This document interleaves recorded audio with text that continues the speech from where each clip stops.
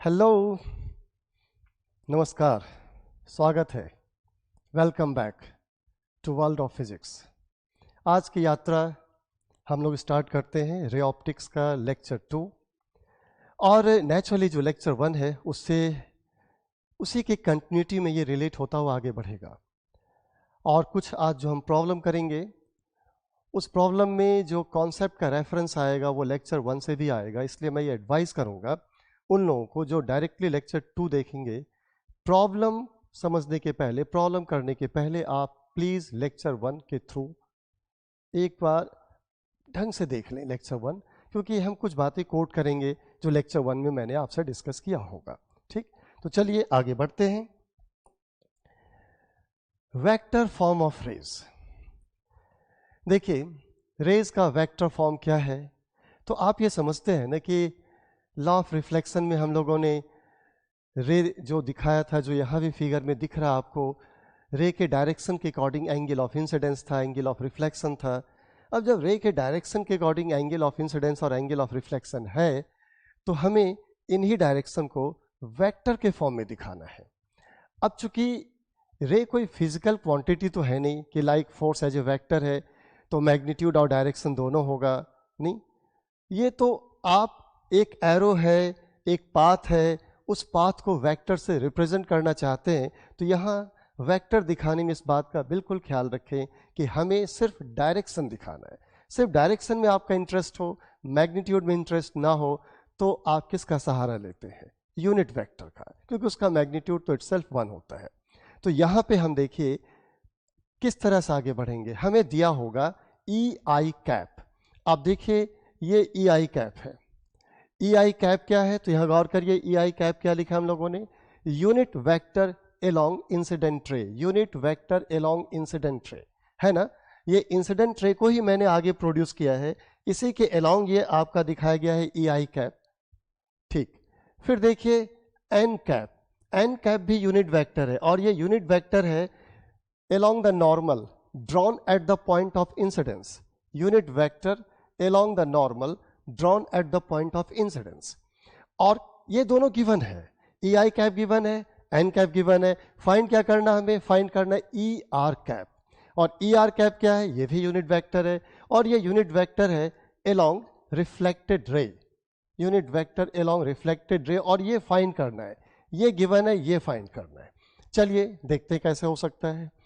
अब यहां पे मैंने एक यूनिट वेक्टर और इंट्रोड्यूस किया है just for the sake of solving this E R cap.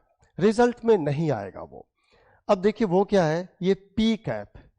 P cap क्या है? ये भी यूनिट वेक्टर है, और ये रिफ्लेक्टिंग सरफेस के पैरेलल है। एन कैप तो यूनिट वेक्टर है, रिफ्लेक्टिंग सरफेस के नॉर्मल, ये रिफ्लेक्टिंग सरफेस के पैरेलल।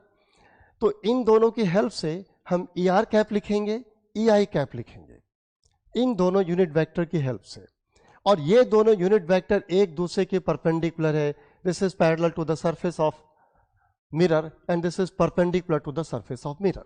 ठीक, अब देखिए कैसे हम इसे सॉल्व करते हैं। ऐसा है कि पहले हम ये ई आर कैप लिखेंगे।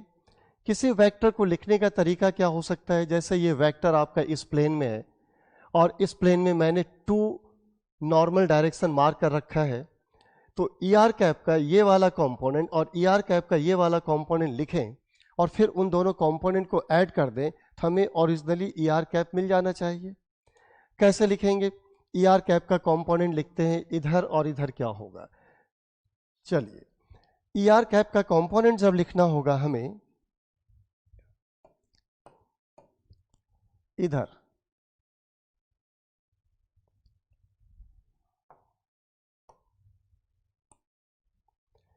क्या होगा? ये जिधर थीटा होता है उधर कंपोनेंट कॉस में लिखते हैं हम लोग, तो चलिए कॉस में लिखते हैं।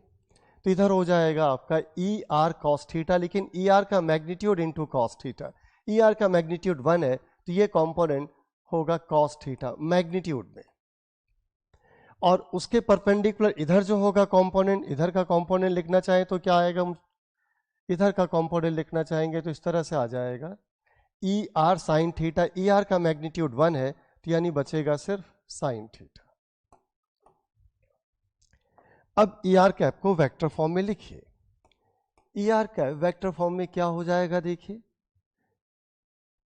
ये वाला जो कंपोनेंट है sine theta into P cap. देखिए ये जो था ना ई आर कैप जो वेक्टर है उसका ये कंपोनेंट का मैग्नीट्यूड है sine theta and cos theta. लेकिन जब हमें वेक्टर के फॉर्म में लिखना है तो क्या लिखना होगा, मैग्नीट्यूड को ये जो कंपोनेंट है इसी के डायरेक्शन में यूनिट वेक्टर से मल्टीप्लाई करना चाहिए, तो हम मल्टीप्लाई कर देते हैं। तो हमने ये किया कि ये ई आर कैप का ये वाला कंपोनेंट मल्टीप्लाई किया इसी डायरेक्शन में यूनिट वेक्टर यानी पी कैप से, और फिर ई आर कैप का ये वाला कंपोनेंट कॉस थीटा और इसे मल्टीप्लाई करेंगे इस डायरेक्शन में जो यूनिट वेक्टर है एन कैप से, तो यानी ये हो जाएगा plus cos theta into N cap. Got it. चलिए अब ऐसे ही प्रयास करिए ई आई कैप लिखने के लिए। कैसे लिख पाएंगे, ये एंगल थीटा है तो देखिए ये एंगल भी थीटा होगा, ठीक। और अब ई आई का टू कंपोनेंट्स, एक इधर और एक इधर, ये दो कंपोनेंट। फिर वही बात मैं कहूंगा, जिधर एंगल गिवन होगा वो होगा कॉस में, उसके परपेंडिकुलर क्या होगा साइन में। तो देखिए ई आई का जिधर कंपोनेंट होगा ये इधर एंगल गिवन है तो ये कंपोनेंट कॉस में होगा कॉस थीटा, ये मैग्नीट्यूड है सिर्फ, और इधर क्या होगा ये साइन थीटा, ये भी मैग्नीट्यूड है सिर्फ। अब चलिए ई आई कैप लिखते हैं। ई आई कैप कंपोनेंट को वेक्टर फॉर्म में लिख करके ऐड कर दीजिए। बेसिक कॉन्सेप्ट होता यह है किसी भी वेक्टर को जब आप रिजॉल्व करते हैं कंपोनेंट्स में तो उन्हीं कंपोनेंट्स को जब हम ऐड करेंगे तो फिर से हमें वो वेक्टर मिल जाएगा। तो हम कंपोनेंट्स को ऐड कर रहे हैं, तो ये आपका है साइन थीटा, ये आपका है कॉस थीटा, तो ई आई कैप क्या होगा, आप इसे लिखेंगे तो ये होगा sine theta into P cap और कॉस थीटा इंटू, अब गौर करिए इस डायरेक्शन में तो यूनिट वेक्टर है नहीं, यूनिट वेक्टर तो इस डायरेक्शन में है और लिखना है हमें ये डायरेक्शन वाला कंपोनेंट, तो फिर कॉस थीटा को एन कैप से मल्टीप्लाई नहीं करेंगे, उसके उल्टे वेक्टर से नेगेटिव वेक्टर से माइनस एन कैप से मल्टीप्लाई करेंगे। तो माइनस एन कैप से हमने मल्टीप्लाई कर दिया और फिर इसे ऐड कर दिया। तो चलिए वैसे क्लास 12th वाले लोग आप हैं या 12th पास वाले लोग हैं आप, तो वेक्टर कैसे लिखते हैं, कंपोनेंट्स के फॉर्म में कैसे लिखते हैं, इसमें हमारा बहुत एफर्ट नहीं होना चाहिए, वो आप समझते हैं, इजीली समझते हैं। अब देखिए ऐसा करिए कि ई आर कैप से ई आई कैप को आप घटाइए, इससे इसको सब्ट्रैक्ट कर लीजिए। चलिए सब्ट्रैक्ट करते हैं। जब आप इसे सब्ट्रैक्ट करेंगे तो क्या मिलेगा आपको, देखिए ई आर कैप माइनस ई आई कैप, और ये कैंसल हो जाएगा और इधर माइनस माइनस प्लस होगा तो ये हो जाएगा cos theta plus cos theta यानी 2 cos theta into N cap.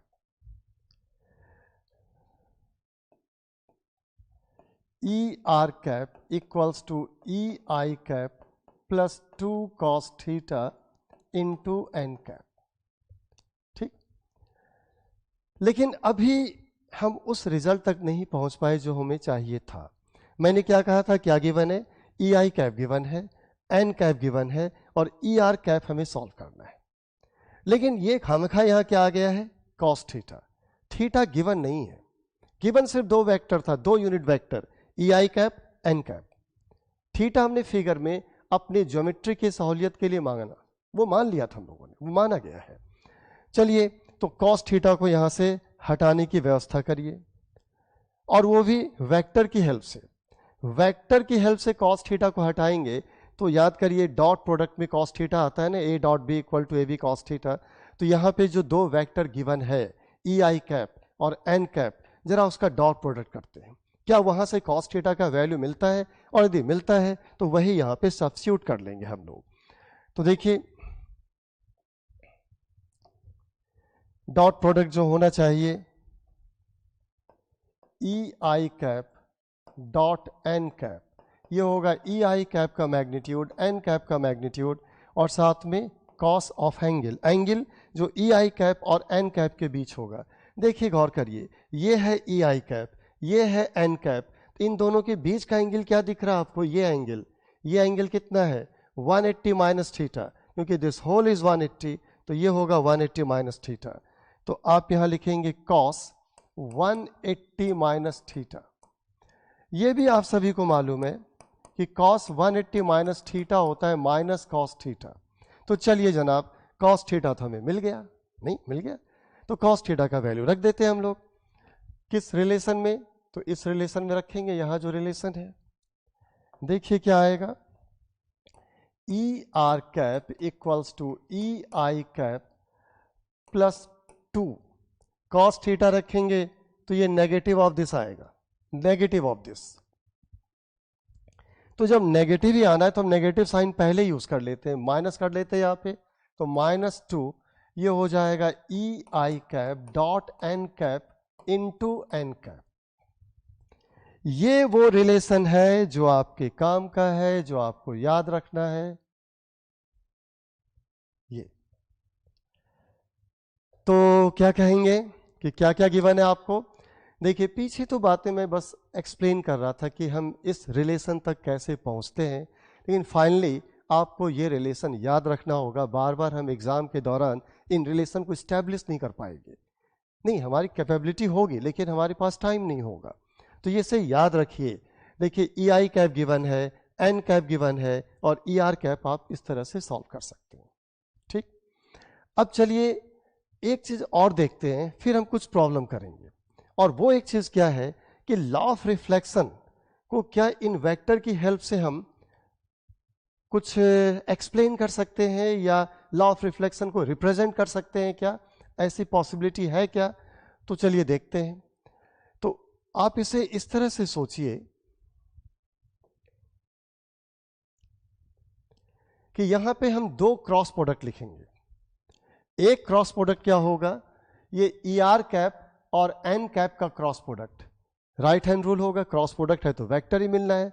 Right hand rule ले, क्रॉस प्रोडक्ट रूल, तो क्या होगा? देखिए direction E are cap cross N cap, E R cap N cap, E R cap cross N cap. यह है plane के perpendicular and outward direction, बस direction mark करिए। अब चलिए एक और क्रॉस प्रोडक्ट लेते हैं, ई आई कैप और एन कैप का क्रॉस प्रोडक्ट, ई आई कैप क्रॉस एन कैप। तो ये है ई आई कैप, ये है एन कैप। यहां भी क्रॉस प्रोडक्ट रूल फॉलो करें तो जो रिजल्ट आएगा क्रॉस प्रोडक्ट के बाद, जो वेक्टर आएगा, उस वेक्टर का डायरेक्शन भी वही है, प्लेन के परपेंडिकुलर एंड आउटवर्ड। यानी अभी तक ये तो समझ में आ गया कि ई आई कैप क्रॉस एन कैप लिखें या E are cap cross N cap लिखें, दोनों का डायरेक्शन सेम है, दोनों as a vector direction same है। अब इसे हम इक्वल लिख पाएंगे। क्यों इक्वल लिख पाएंगे? क्योंकि दोनों का मैग्नीट्यूड भी सेम होगा। क्यों मैग्नीट्यूड सेम होगा? सोचिए तो, E are cap cross N cap करेंगे तो देखिए क्या आएगा, E are cap cross N cap, magnitude की बात कर रहा हूं, तो मैग्नीट्यूड 1, मैग्नीट्यूड 1, और ये हो जाएगा साइन थीटा। इन दोनों वेक्टर के बीच का एंगल थीटा है तो साइन थीटा। और जरा ई आई कैप क्रॉस एन कैप करें तो मॉड सिर्फ मैग्नीट्यूड 1, मैग्नीट्यूड 1 और साइन 180 माइनस थीटा। लेकिन आपको मालूम है कि sine 180 minus theta sine theta होगा।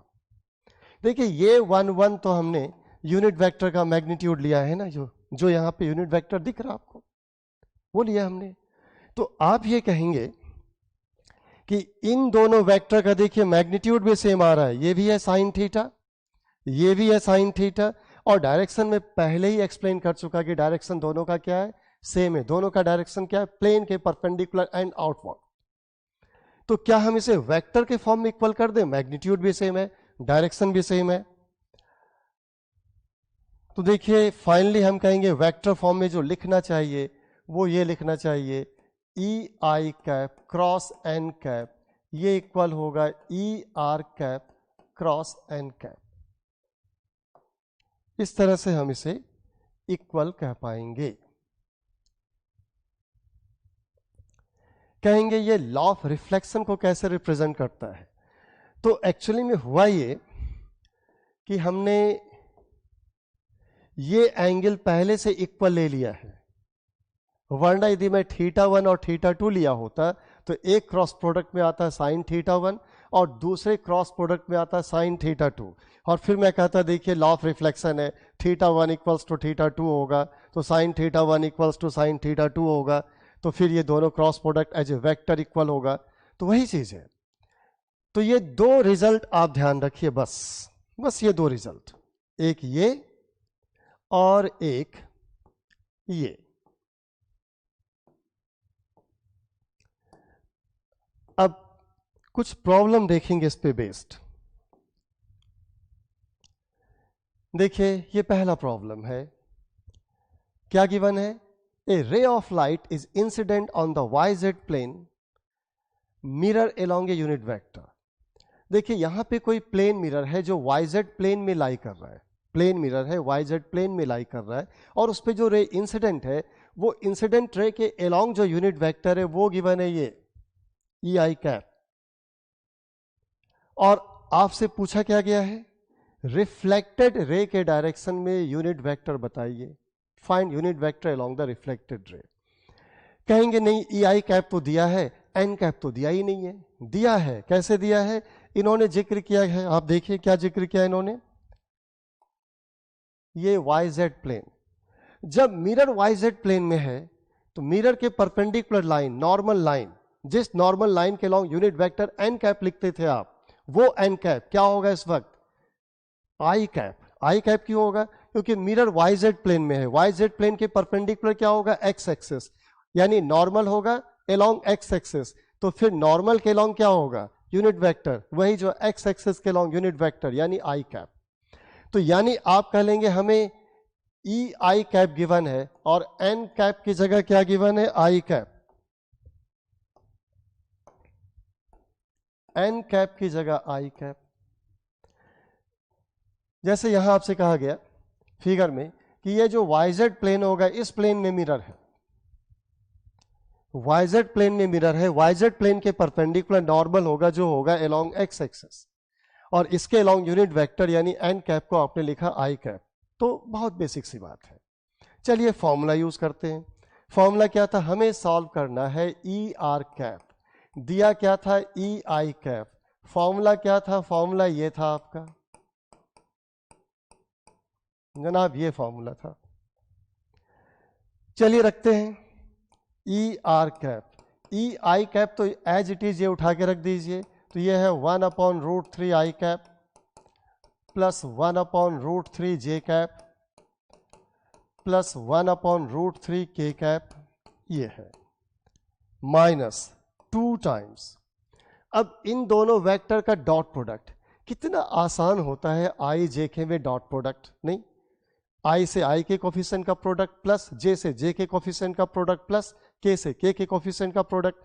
तो देखिए ये EI कैप है, ये N कैप है, यहाँ I का कोफिशिएंट है 1/√3, यहाँ I का कोफिशिएंट क्या है 1, तो जब हम इन दोनों का डॉट प्रोडक्ट लेंगे तो I से I के कोफिशिएंट का प्रोडक्ट यानी 1/√3 इंटू 1।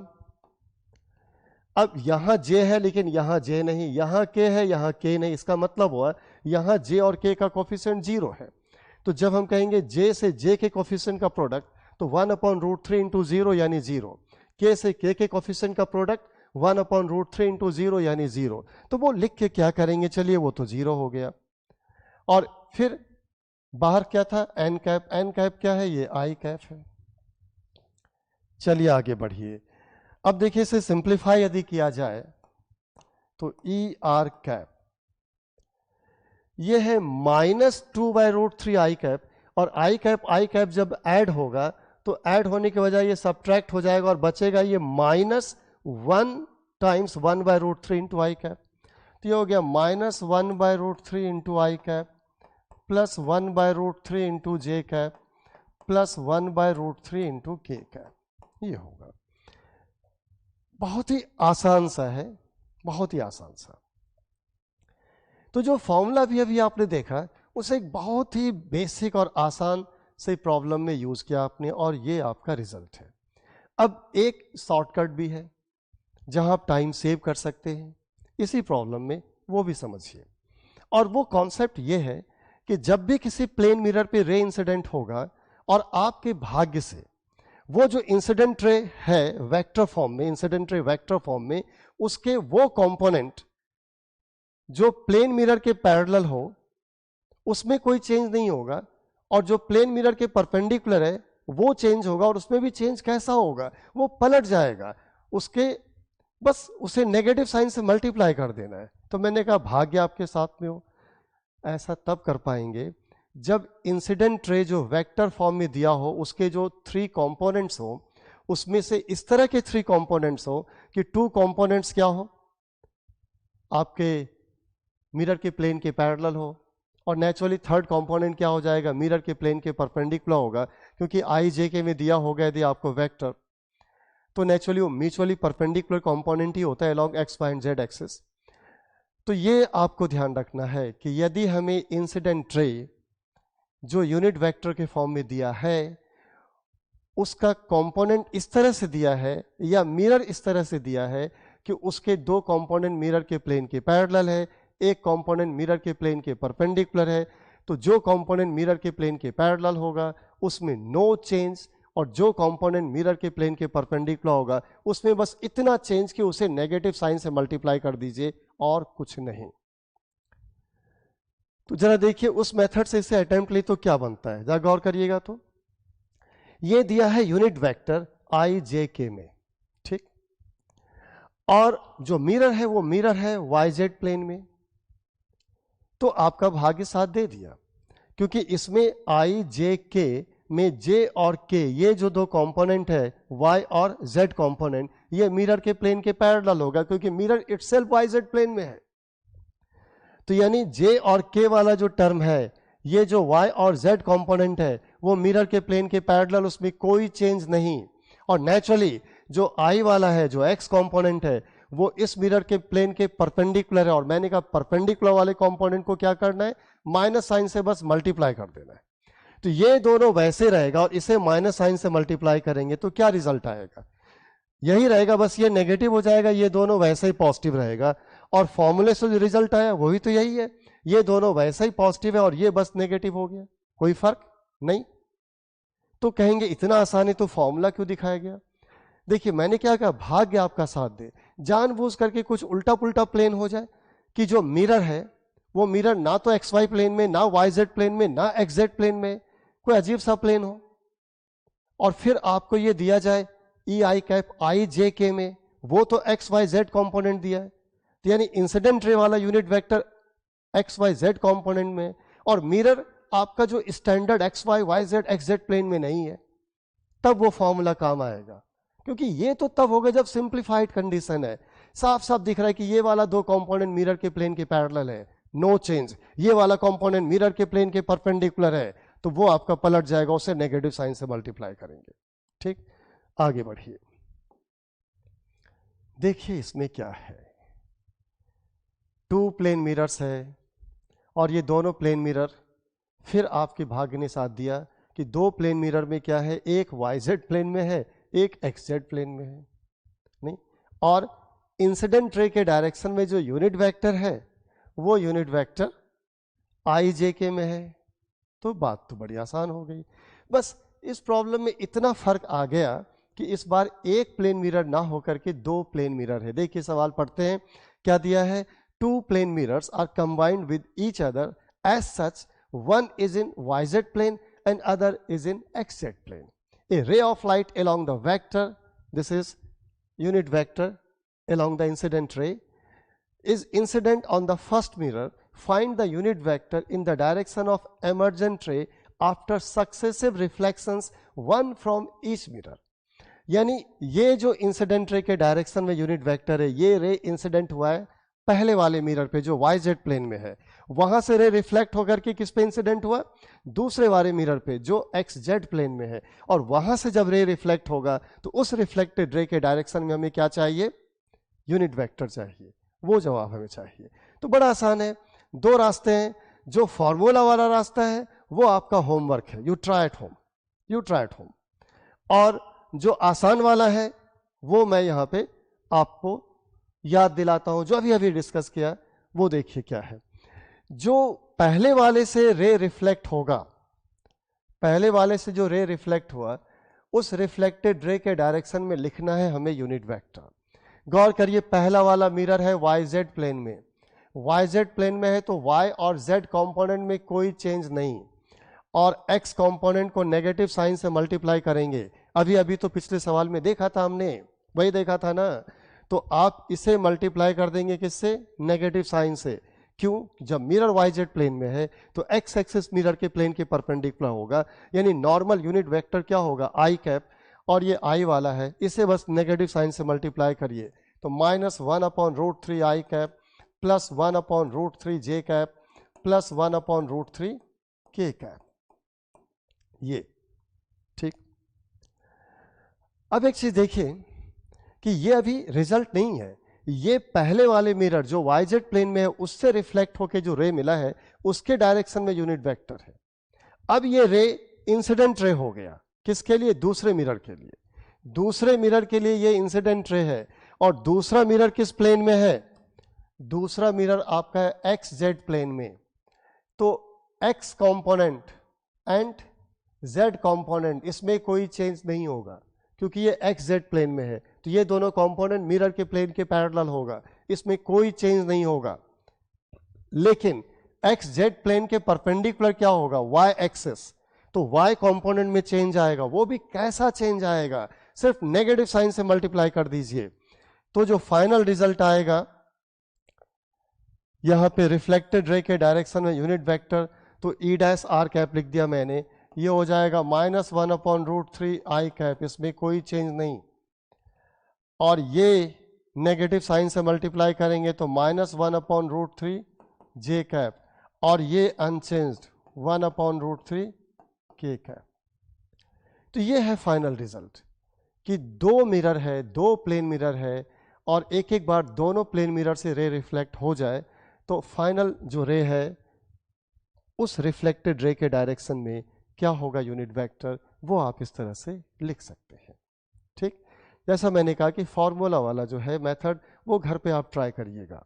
और यदि आपको कोई दिक्कत है तो जैसा कि मैं हमेशा इसमें इस वीडियो में नीचे आपको मिल जाएगा डिस्क्रिप्शन में कि मैंने एक ग्रुप बना रखा है, और वो ग्रुप है आपका टेलीग्राम पे।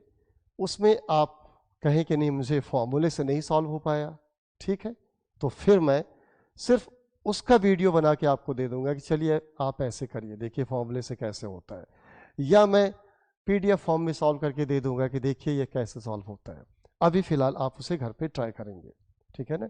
तो चलिए हम आगे बढ़ते हैं, लेकिन आगे बढ़ने के पहले एक चीज हम यहाँ पे अपनी तरफ से ऐड करने जा रहे हैं। यहाँ दो प्लेन मिरर था, मैं कहूँगा नहीं 3 प्लेन मिरर होता तो, और वो भी 3 प्लेन मिरर कैसा होता है? एक दूसरे के परपेंडिकुलर, म्यूचुअली परपेंडिकुलर। जैसे एक लिया YZ प्लेन में, एक लिया XZ प्लेन में, और एक मान लीजिए आप लेते XY प्लेन में। ये 3 मिरर्स, एक YZ प्लेन वाला, एक XZ प्लेन वाला, एक XY प्लेन वाला, और तीनों प्लेन मिरर को इस तरह से अरेंज करते कि ये जो आपका इंसिडेंट रे के डायरेक्शन में यूनिट वेक्टर है, ये पहले एक मिरर पे फॉल करता, उससे रिफ्लेक्ट होके दूसरे मिरर पे आता, उससे रिफ्लेक्ट होके तीसरे मिरर पे जाता, और फाइनली उससे रिफ्लेक्ट होता। तो उसके डायरेक्शन में क्या लेते आप? यूनिट वेक्टर, वो फाइंड करते। अब जरा सोचिए कि जब इससे रिफ्लेक्ट हुआ तो x एक्सिस इसके परपेंडिकुलर है, तो x कंपोनेंट को नेगेटिव साइन से मल्टीप्लाई किया था आपने, तो ये x कंपोनेंट को नेगेटिव से मल्टीप्लाई किया तो ये मिल गया। अब ये जब इस पे इंसिडेंट हुआ XZ प्लेन वाले मिरर पे, तो यहां y एक्सिस इसके परपेंडिकुलर है, तो y कंपोनेंट को नेगेटिव साइन से मल्टीप्लाई करेंगे, तो ये तो नेगेटिव से मल्टीप्लाई हो ही चुका था, अब आपने इसको नेगेटिव से मल्टीप्लाई किया तो ये रिजल्ट मिला। अब ये रे इंसिडेंट होगा किस मिरर पे? जो XY प्लेन में है, और इसके लिए नॉर्मल क्या होगा? Z axis.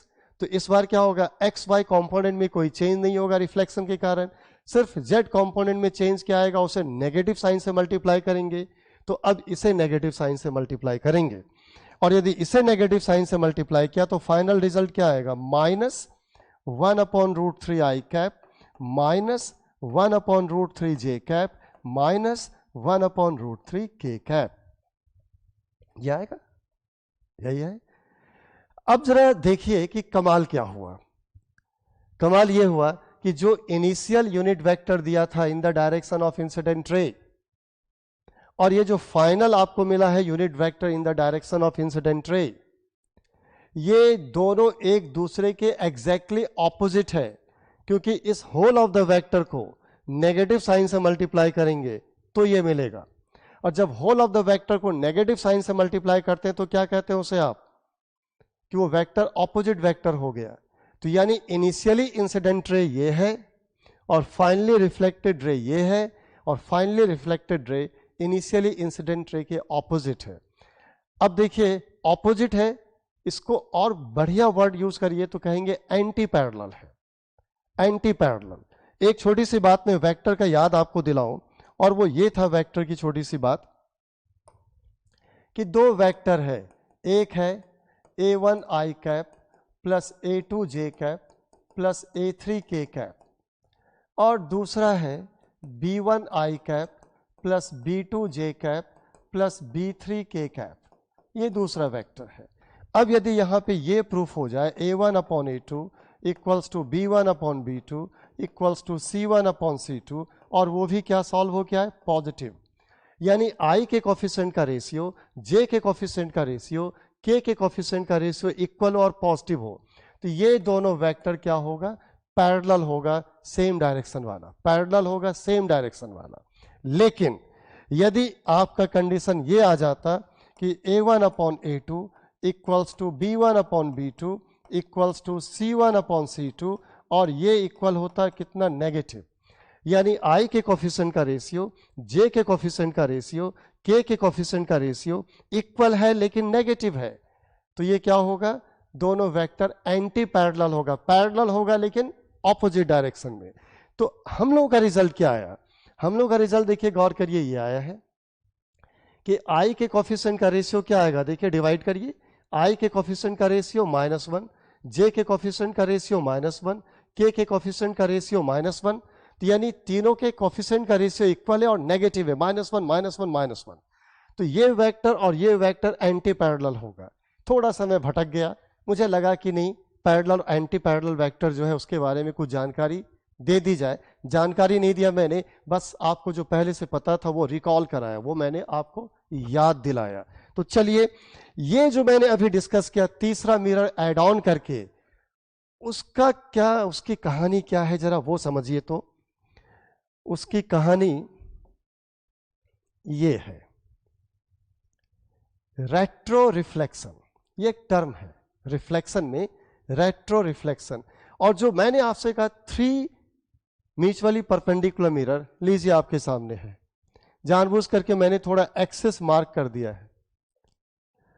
अब देखिए रे जो इंसिडेंट है यहां पे, गौर करिए, ये रे पहले इंसिडेंट है इस मिरर पे जो YZ प्लेन में है, रे इंसिडेंट है इस मिरर पे YZ प्लेन में, वहां से रिफ्लेक्ट होके आया तो इस मिरर पे इंसिडेंट हुआ, ये है XZ प्लेन में, यहां से रिफ्लेक्ट होकर के इस प्लेन मिरर पे आया जो है XY प्लेन में, और फाइनली रिफ्लेक्ट होकर के ये इस तरह से बाहर निकल जाता है। यानी ये इनिशियली इंसिडेंट रे, ये फाइनल रिफ्लेक्टेड रे, और इस रे का इन तीनों मिरर से एक एक बार रिफ्लेक्शन हुआ है, और तीनों मिरर एक दूसरे के परपेंडिकुलर है। तो यही तो अभी आपने पीछे देखा। तो आपका जवाब क्या होगा कि फाइनली जो रिफ्लेक्टेड रे है और इनिशियली जो इंसिडेंट रे है वो एक दूसरे के एंटी पैरेलल होगा। अब मैंने यहां पे एक आसान सा सिचुएशन दिखा दिया, लेकिन ये जो 3 है प्लेन मिरर जो एक दूसरे के परपेंडिकुलर है, वो जरूरी नहीं कि आपका XY प्लेन, YZ प्लेन और XZ प्लेन वो किसी प्लेन में हो, इससे हमें नहीं मतलब है, बस तीनों मिरर एक दूसरे के परपेंडिकुलर होना चाहिए।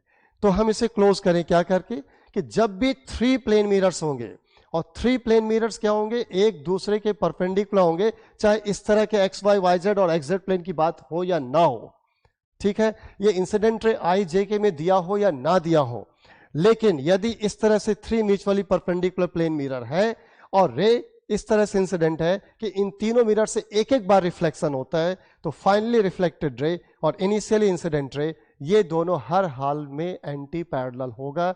और जब रिफ्लेक्शन के बाद या किसी और भी ऑप्टिकल इवेंट के कारण आपको लगता है कि रे एंटी पैरेलल हो रहा है, तो उसे नाम दिया जाता है रेट्रो रिफ्लेक्शन। तो ये है रेट्रो रिफ्लेक्शन। अब जरा ये देखिए, रेट्रो रिफ्लेक्शन के लिए इंपॉर्टेंट बात क्या है कि फाइनली जो फाइनल रे है और जो इनिशियल रे है वो एंटी पैरेलल हो। ये है, ये नहीं कि 3 म्यूचुअली परपेंडिकुलर प्लेन मिरर होगा। ये एक तरीका है, रेट्रो रिफ्लेक्शन कराने का तरीका है। लेकिन यदि कहेंगे रेट्रो रिफ्लेक्शन इटसेल्फ क्या है, तो रेट्रो रिफ्लेक्शन वो घटना है, ऑप्टिकल इवेंट है, जिसमें फाइनल रे और इनिशियल रे एक दूसरे के एंटी पैरेलल हो। जैसे यहां पे आपको दिखाएं इस फिगर में, ये 2 प्लेन मिरर है, एक दूसरे से इंक्लाइंड है, यहां तो तीसरा मिरर है ही नहीं। और यहां पे देखिए इस तरह से रे रिफ्लेक्ट होके आया है, पहले वाले मिरर से रिफ्लेक्ट हुआ, दूसरे वाले मिरर पे रे फॉल किया और दूसरे वाले से रिफ्लेक्ट हुआ, तो ये रे और ये रे एक दूसरे के क्या है, देखिए एंटी पैरेलल है। तो ये भी कहलाएगा रेट्रो रिफ्लेक्शन। इसके लिए हमें 3 प्लेन मिरर्स एक दूसरे के परपेंडिकुलर हो, उसकी नीड नहीं है। फिर आप इसकी बात करें, ये जो है यहां पे ये कोई मान लीजिए स्फेयर है और ये स्फेयर जो है ऑप्टिकल मीडियम से बना है जिसमें कि रे बाहर से अंदर जा सके, यानी ट्रांसपेरेंसी है इसमें। तो चलिए ये रे इसमें क्या किया, एयर से मान लीजिए ग्लास का स्फेयर है, फॉर एग्जांपल ग्लास का स्फेयर है, तो ये रे क्या है, एयर से ग्लास में एंटर किया, तो यहाँ पे रिफ्रैक्शन हुआ और ये जो पीछे वाले फेस पे पहुंचा, यानी यहाँ पे रे रिफ्रैक्ट होकर के जब आगे बढ़ा और पीछे वाले फेस पे पहुंचा है, तो यहाँ कुछ पॉलिश वॉलिश करके पेंट वेंट करके इधर वाले सरफेस को रिफ्लेक्टरी बना दिया है। रिफ्लेक्टरी बनाएंगे तो ये रे यहाँ रिफ्लेक्ट हो जाएगा और जब यहाँ रे रिफ्लेक्ट होकर के फिर यहाँ पहुंचेगा तो फिर एक बार और रिफ्रैक्शन होगा और वो रिफ्रैक्शन होगा ग्लास टू एयर। तो पहले के 2 रिफ्रैक्शन है, air to glass, glass to air, और एक रिफ्लेक्शन है। लेकिन रिजल्ट क्या है, रिजल्ट है इनिशियल रे और फाइनल रे एंटी पैरेलल होना, एंटी पैरेलल होना। तो मैं ये कहना चाह रहा हूं कि जब भी हम रेट्रो रिफ्लेक्शन की बात करेंगे तो रेट्रो रिफ्लेक्शन का मतलब ये रट ना लीजिएगा कि ऐसा होगा तो रेट्रो रिफ्लेक्शन है, नहीं। रेट्रो रिफ्लेक्शन का मतलब है कि इनिशियल रे और फाइनल रे एंटी पैरेलल हो। ये आप कैसे अचीव करेंगे, वो मेथड अलग अलग हो सकता है। ये मेथड कुछ और है, यहाँ पे 3 म्यूचुअली परपेंडिकुलर मिरर है, ये मेथड कुछ और है, और यहाँ तो रिफ्रैक्शन भी और रिफ्लेक्शन भी है। कहेंगे डेली लाइफ में इसका यूज क्या है, डेली लाइफ में इसका यूज क्या है, तो मैं यूज याद दिलाता हूं। सबसे पहला यूज क्या है कि देखिए जब हाईवे पे चलते हैं आप, तो हाईवे पे जो बड़े बड़े ट्रक चलते हैं रात में और कंटेनर, और आप कार में अपनी कार को ड्राइव कर रहे हैं, रात को थके होते हैं, नींद भी आने का डर होता है, तो आप अलर्ट रहे, आपके सामने कोई हैवी व्हीकल मूव कर रहा है, उससे आपका कॉलिजन ना हो जाए, कोई एक्सीडेंट ना हो जाए। तो ट्रक का ठीक है, ट्रक के पीछे उनके रियर लाइट्स होते हैं, रियर लाइट्स हैं, लेकिन उसके अलावा हो सकता है उनको भाई लाइट धोखा दे जाए, रात को लाइट ना जले। तो सेफ्टी के लिए क्या होता है कि ट्रक के पीछे उसके बॉडी पे बहुत सारे स्ट्रिप अलग अलग कलर के चिपका दिए जाते हैं और वो रिफ्लेक्टिंग स्ट्रिप होता है। उस पर जब कार की हेडलाइट जाकर के उस स्ट्रिप को स्ट्राइक करे तो रे पलट करके आपके पास ही आ जाता है। यानी जो इंसिडेंट रे है, जो ट्रक के बॉडी पे उस रिफ्लेक्टिंग स्ट्रिप पे इंसिडेंट हुआ, वो जब रिफ्लेक्ट हुआ तो इंसिडेंट रे के एंटी पैरेलल हुआ, तो रे लौट करके आपके पास ही आ जाएगा और तब आपको वो चमकता हुआ दिखता है। फिर आपको दिख जाता है नहीं नहीं सामने कुछ है, कोई ऑब्जेक्ट है, कोई बड़ा सा व्हीकल है, और आप अलर्ट हो जाते हैं और उससे बचते हैं। तो ये रेट्रो रिफ्लेक्शन है। कैसे रेट्रो रिफ्लेक्शन, उस स्ट्रिप को कभी गौर से देखिएगा, आपके हाथ में आ जाए तो, मार्केट में अवेलेबल है, उसमें देखेंगे बहुत टाइनी टाइनी से ग्रैनुअल्स होते हैं, स्फेरिकल ग्रैनुअल्स होते हैं उसके अंदर, स्फेरिकल ग्रैनुअल्स। और वो स्फेरिकल ग्रैनुअल्स में ये घटना घटती है कि पहले रे इस तरह से इंसिडेंट होगा, रिफ्लेक्ट होगा, यहाँ रिफ्लेक्ट होगा, फिर ये बाहर आकर के एक दूसरे के क्या हो जाएगा, एंटी पैरेलल हो जाएगा। बहुत छोटे छोटे, उसके ऊपर एक लेयर चढ़ा होता है, इसलिए आप टच करेंगे तो फील नहीं होगा, उसे आप डैमेज करके या माइक्रोस्कोपिक व्यू देखेंगे तो शायद दिखे आपको। और बहुत पास पास होते हैं, मिलियंस ऑफ होंगे ड्रॉपलेट्स। तो ये है, यही चीज एक जगह और आप यूज करते हैं, रात के अंधेरे में। कभी आप जंगल से गुजर रहे और आपके हाथ में टॉर्च, इधर उधर टॉर्च ऐसे ऐसे जला के डरे डरे सामे सामे कि भाई जीव जंतु जो खतरनाक हो सकते हैं उससे बच के चलते हैं, कि एकाएक आपको दिखता है झाड़ियों में दो चीज चमकता हुआ। कहता है ये कोई दो जानवर की आंख है, दो आंखें जानवर की, और ये जो है मुझे अटैक कर सकता है। तो आप डर जाते हैं, आप अपने आप को सेफ करने के लिए कोई न कोई मेथड डेवलप करते हैं कि नहीं हमें ऐसे अपने आप को बचाना है, लेकिन मन में डर का भाव तो आ ही जाता है। इवन शहर में देखिए, सिटी में देखिए, कभी रात को बिल्ली या ऐसे कोई जानवर आपके सामने आ जाए और उसके आप फेस पे टॉर्च जला दें और बाकी पूरा डार्क सा हो तो उसकी दो आंखें चमकती हुई दिखती है। तो ये है, ये उनका जो आई बॉल है, आंख में जो आई बॉल है, वो आई बॉल का शेप जो ऐसा है, उसमें रे इस तरह से रिफ्रैक्ट होकर अंदर जाता है, फिर यहां से रिफ्लेक्ट होता है और फिर यहां से रिफ्लेक्ट होकर बाहर आता है। और इस तरह से जो टॉर्च से रे गया उसके आई में, वो एंटी पैरेलल होकर के लौट के आपके पास आ गया, आपके आई में एंटर कर गया, और तब आपको उसके आई बॉल चमकता हुआ दिखता है। इंसानों के आंख में ऐसा नहीं होता है, उस तरह से इंसान का जो आई बॉल है डिजाइन नहीं है, तो नहीं होता है। ठीक, तो रेट्रो रिफ्लेक्शन क्लियर हो गया। अब जरा देखिए, एक वेक्टर वाला सवाल ये पीछे छूट गया था, इसे हम जंप करके आगे बढ़े थे, स्किप करके आगे बढ़े थे। याद होगा अभी मैं आपसे क्या डिस्कस कर रहा था, 3 म्यूचुअली परपेंडिकुलर प्लेन मिरर, और रे ऐसे इंसिडेंट हो कि तीनों मिरर से एक एक बार रे रिफ्लेक्ट हो, और रिफ्लेक्ट होने के बाद फाइनल रे जो था इनिशियल रे के रेस्पेक्ट में क्या था, एंटी पैरेलल था। मुझे लगा कि बेहतर है कि इतनी बातें हो ही चुकी है, तो चलिए हम इसी के साथ रेट्रो रिफ्लेक्शन आपको एक्सप्लेन कर दें, और इसलिए मैं इस प्रॉब्लम को स्किप किया। अब चूंकि रेट्रो रिफ्लेक्शन एक्सप्लेन तो हो ही गया है, तो एक सवाल जो वेक्टर फॉर्म वाला बच गया था, चलिए फटाफट उसे देखते हैं। क्या है इस प्रॉब्लम में? इस प्रॉब्लम में दिया है कि एक रे ऑफ लाइट है जो प्लेन मिरर पे इंसिडेंट है, लेकिन जो इंसिडेंट रे है ना, उस इंसिडेंट रे के डायरेक्शन में जो यूनिट वेक्टर होना चाहिए, वहाँ यूनिट वेक्टर ना दे करके ये वेक्टर दिया है। ये यूनिट वेक्टर नहीं है, आप गौर करिए, इसका मैग्नीट्यूड होगा √3। तो जो फॉर्मूला मैंने आपको दिया है, उस फॉर्मूले में आपको हमेशा ध्यान रखना है कि इंसिडेंट रे के डायरेक्शन में कोई भी वेक्टर दिया हो, प्लीज उसे पहले कन्वर्ट करिए यूनिट वेक्टर में। इवन नॉर्मल के लॉन्ग जो यहाँ वेक्टर दिया है, ये वेक्टर है नॉर्मल के लॉन्ग, ये भी यूनिट वेक्टर नहीं है, इसका मैग्नीट्यूड है √2। तो इन दोनों को आप यूनिट वेक्टर में कन्वर्ट करिए। कैसे कन्वर्ट करते हैं? किसी वेक्टर को यूनिट वेक्टर में कन्वर्ट करना है तो उस वेक्टर को उसी वेक्टर के मैग्नीट्यूड से डिवाइड कर देते हैं। तो यहां क्या होगा कि ये जो i प्लस जे माइनस के है, इसको इसी के मैग्नीट्यूड से डिवाइड कर दें तो ये हो जाएगा ई आई कैप, जो होगा i cap by √3 plus J cap bye √3 minus K cap bye √3। ये हो गया ई आई कैप। अब एन कैप ये भी यूनिट वेक्टर नहीं है, लेकिन ये है कि ये जो भी वेक्टर है ये नॉर्मल के लॉन्ग है, तो नॉर्मल के लॉन्ग इसे यूनिट वेक्टर में कन्वर्ट करें तो इसे भी क्या करेंगे, इसे भी इसके मैग्नीट्यूड √2 से डिवाइड कर देंगे, तो ये एन कैप हो जाएगा। तो एन कैप कितना आ गया, i by √2 plus J by √2, ये आ गया। अब जो फॉर्मूला आपको दिया गया था वो फॉर्मूला यूज कर लेते हैं। फॉर्मूला यूज करें तो क्या था, ई आर कैप जो हमें सॉल्व करना है वो है ई आई कैप माइनस 2 टाइम्स ई आई cap dot N cap into N cap. ठीक, E are cap, E I cap तो यह है ही आपके सामने, जो है i by √3 plus J by √3 minus K by √3 minus 2 times, अब ये ब्रैकेट में जो डॉट प्रोडक्ट है ये आपका है ई आई कैप, ये आपका है एन कैप। अब इन दोनों का डॉट प्रोडक्ट लेंगे। डॉट प्रोडक्ट में क्या होगा, आई से आई के कोफिशिएंट का प्रोडक्ट देखिए क्या आ रहा है, 1/√3 इंटू 1/√2।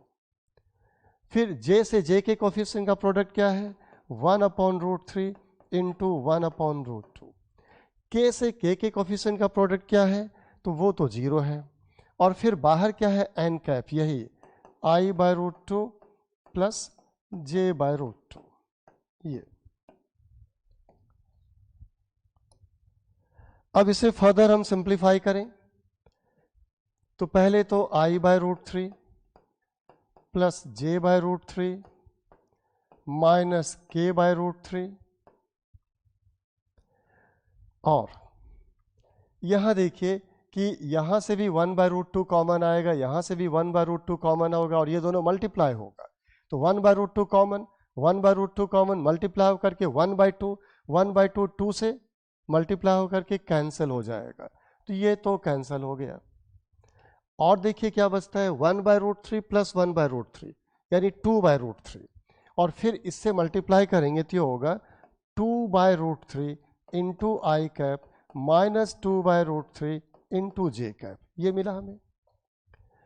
अब यहां देखिए जरा, इसमें से ये जो ऐड या सब्ट्रैक्ट होगा तो क्या बचेगा, माइनस आई बाय रूट 3, ये भी माइनस जे बाय रूट 3, और ये तो वैसे रहेगा के बाय रूट 3। तो लीजिए साहब, मिल गया। हमें चाहिए था ई आर कैप, ये ई आर कैप है।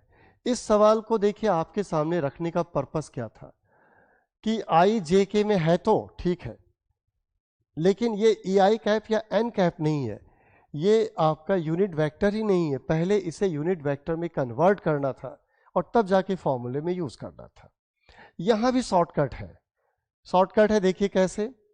आप गौर करिए कि मैंने आपसे ये कहा कि नॉर्मल के लॉन्ग जो होगा वेक्टर का कंपोनेंट, नॉर्मल के लॉन्ग जो वेक्टर का कंपोनेंट होगा उसे माइनस साइन से मल्टीप्लाई कर दीजिए, और नॉर्मल के जो परपेंडिकुलर होगा वो नेचुरली मिरर के प्लेन के पैरेलल होगा, उसमें कोई चेंज नहीं होगा। जरा देखिए, नॉर्मल है आई प्लस जे के लॉन्ग, जब नॉर्मल है आई प्लस जे के लॉन्ग तो ये जो इंसिडेंट रे है उसमें आई प्लस जे, ये वाला कंपोनेंट पूरा पूरा आई प्लस जे, ये आई प्लस जे इस आई प्लस जे के पैरेलल है। यानी आप कहेंगे चूंकि ये नॉर्मल के लॉन्ग है तो नॉर्मल के लॉन्ग ये है, ये देखिए इसके पैरेलल है, और चूंकि ये जो होगा ये आई प्लस जे क्या होगा, आई प्लस जे होगा आपका एक्स वाई प्लेन में, तो के क्या होगा, उसके परपेंडिकुलर होगा। तो आप ये कह लेंगे, इसमें आप ढंग से समझिए कि ये हमारा है नॉर्मल के एलोंग, ये नॉर्मल के एलोंग है, और ये नॉर्मल के पैरेलल है, ये वाला इतना सा पार्ट, और ये जो है ये है मिरर के पैरेलल। क्यों मिरर के पैरेलल है, क्योंकि मिरर होगा नॉर्मल के परपेंडिकुलर, और नॉर्मल ये है, इस नॉर्मल के परपेंडिकुलर यही तो होगा, के होगा। तो आप कहेंगे मिरर के पैरेलल वाला यानी नॉर्मल के परपेंडिकुलर वाला यानी माइनस के कैप वाला, उसमें कोई चेंज नहीं, और जो नॉर्मल के लॉन्ग है यानी आई प्लस जे, उसे क्या करना है, नेगेटिव साइन से मल्टीप्लाई कर देना है, लेकिन यूनिट वेक्टर में कन्वर्ट करने के बाद। तो जब हमने इसे यूनिट वेक्टर में कन्वर्ट किया था तो हमें ये मिला था, और इसमें से नॉर्मल के लॉन्ग वाला ये था, इसे पलट देना है, इसे माइनस साइन से मल्टीप्लाई कर देना है, और ये नॉर्मल के परपेंडिकुलर यानी मिरर के प्लेन के पैरेलल है, इसमें कोई चेंज नहीं होगा, तो ये ऐसा रहेगा। ये माइनस साइन से मल्टीप्लाई करेंगे तो बताइए आपको फाइनल रिजल्ट क्या आया, ई आर कैप डायरेक्टली आपका क्या आया, minus I cap by root 3 minus J cap by root 3, और वो unchanged minus K cap by root 3, और जो फॉर्मूले में रख के आपने सॉल्व किया था वही है ना, एग्जैक्टली वही है। देखिए minus I by root 3 minus J by root 3 minus K by root 3, और ये भी वही है, minus I by root 3 minus J by root 3 minus K by root 3, same. Got it. चलिए आगे बढ़ते हैं जल्दी से।